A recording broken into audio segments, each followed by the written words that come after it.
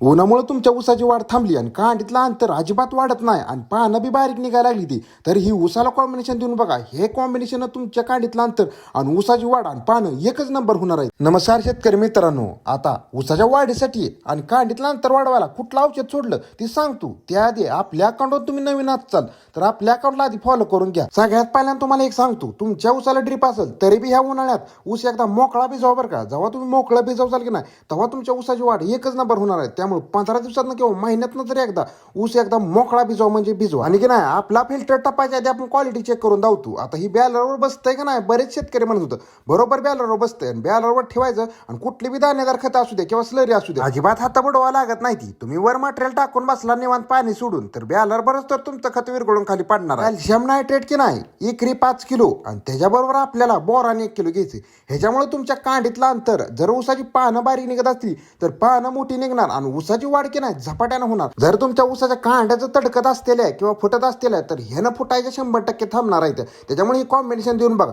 आता ही बोरॉन आहे, बोरॉन सुद्धा आपल्या फिल्टर टपाव कसं विरघळतंय एकच नंबर बघा तुम्ही. सगळ्यात महत्वाचा मुद्दा, दाणेदार खत किंवा स्लरी असो सगळं तुम्ही विरघळू शकता किंवा हुमिक असो पावडर मधलं. ऑर्डर करायचं तर वर स्क्रीनवर नंबर आहे, लवकर ऑर्डर करा. आणि आपल्या टपाडात की नाही डुप्लिकेशन भरपूर निघाले, त्याच्यामुळे की नाही टपाड घेताना नीट विचार करून घ्या. जाळ्या गंजत्या किंवा टपाचं वेट कमी आहे. चला आजचा व्हिडिओ आवडला असेल तर